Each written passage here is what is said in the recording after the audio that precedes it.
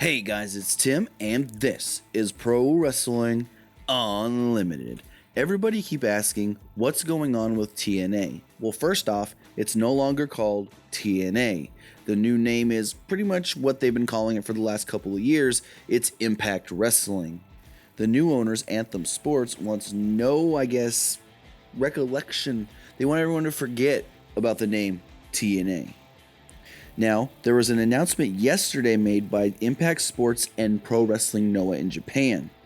They have come to some sort of a partnership, and from my understanding, it is very similar to what Ring of Honor and New Japan Pro Wrestling have. It's kind of a talent exchange. They did note that Impact Wrestling stars will be on hand March 12th for a big show Noah is doing in Tokyo. Not much more is known on that situation, as it is still a new situation. The partnership, like I said, was just announced yesterday, so we should find out more about this leading up to that March 12th show. Now, as far as what's going on with TNA Backstage, right now they have brought in Jeff Jarrett to become an executive producer and almost pretty much be the top guy running the company. From what I'm hearing, Jeff Jarrett is in control of creative and can make all the rules. He's brought in his buddies Dutch Mantel, who most of these days know as Zeb Coulter from the WWE, and I'm hearing he's bringing in Scott D'Amore. Scott D'Amore was with TNA when they first started and had a good backstage role and was always good for the company, in my opinion. A lot of people are asking that at the last set of Impact tapings, why didn't anything seem different other than the new logo? And that is because it was too soon from when Impact took over for them to really make too widespread of changes as far as storyline and who they want to push and who the champions are.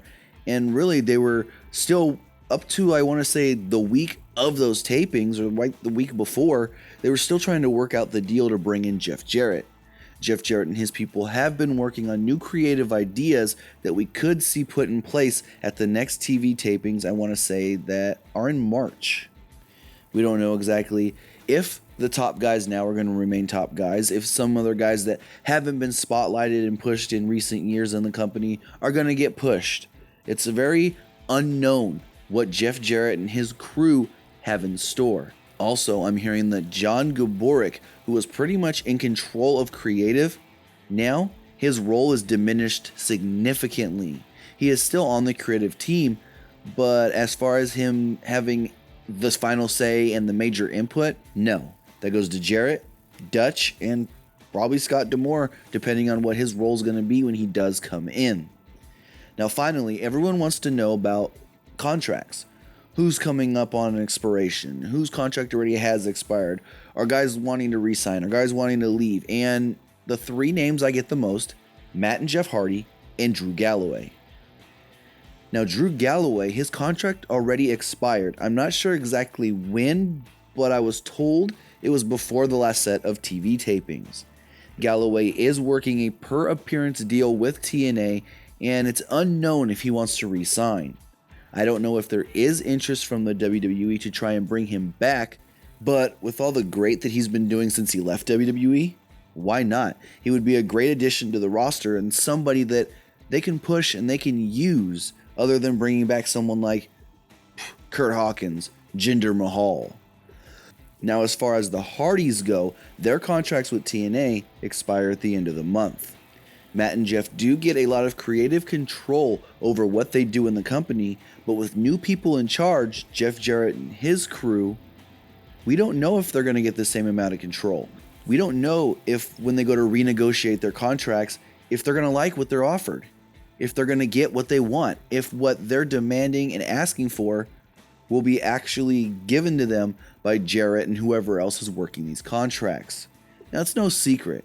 Matt Hardy is probably the hottest thing in pro wrestling. He's died down over the last month or so, probably since the beginning of the year.